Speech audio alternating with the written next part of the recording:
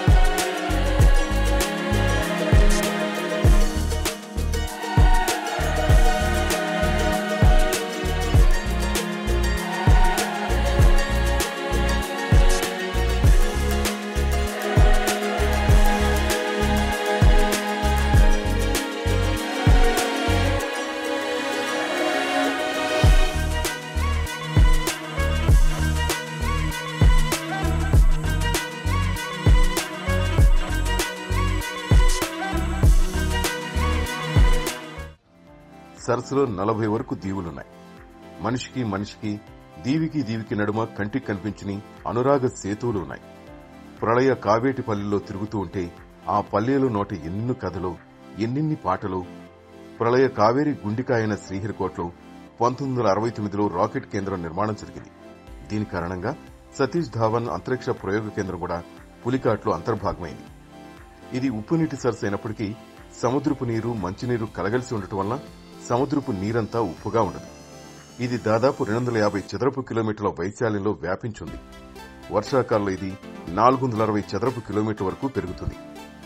పులికాట్ సరస్సు 60 కిలోమీటర్ల పొడవు, ప్రదేశాన్ని బట్టి 0.2 నుండి 17.5 కిలోమీటర్ల వెడల్పు ఉంది.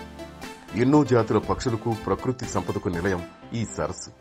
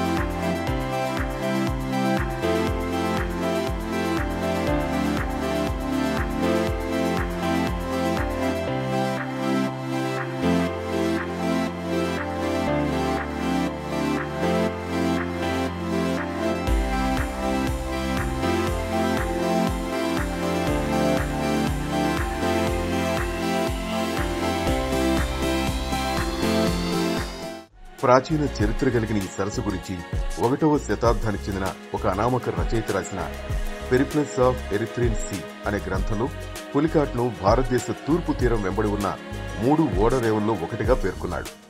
2వ శతాబ్దంలో టాలమీ పొందుపరిచిన ఓడరేవుల జాబితాలో ఇది కూడా ఉంది. పోర్చుగీసు వారు ఇక్కడ 1515 ప్రాంతంలో ఒక చర్చిని కూడా నిర్మించారు. దాని తాలూకు శిథిలాలు నేటికి ఈ ప్రాంతంలో కనిపిస్తాయి. ఆ తర్వాత డచ్ వారు కూడా ఇక్కడికి వచ్చారు. 1700 సంవత్సరం నాటికి బ్రిటిష్ ఈస్ట్ ఇండియా కంపెనీ వారు దక్షిణ భారతదేశంలో నెలకొల్పిన అతి కొద్ది వర్తక స్థానాల్లో పులికాటు కూడా ఒకటిగా ఉండేది. ఈ సరస్సులో ఉన్న పక్షుల సంరక్షణ కేంద్రానికి వలస వచ్చి సంతానోత్పత్తి చేసుకుని వెళ్లే అతిపెద్ద పక్షి ఫ్లెమింగో. గుజరాత్లోని రాణా ఆఫ్ కచ్, మయన్మార్ నుంచి వచ్చి ఈ పక్షి పేరిట ఏటా రాష్ట్ర ప్రభుత్వం ఓ పండుగ నిర్వహిస్తోంది. దాని పేరే ఫ్లెమింగో ఫెస్టివల్. ఈ సరస్సులో లభించే అపార మత్స్య సంపద మీద మనుషులే కాదు లక్షలాది పక్షులు కూడా ఆధారపడి జీవిస్తుండటం విశేషం. ప్రకృతి ఆరాధకులకు, పక్షి ప్రేమికులకు ఇది స్వర్గధామం.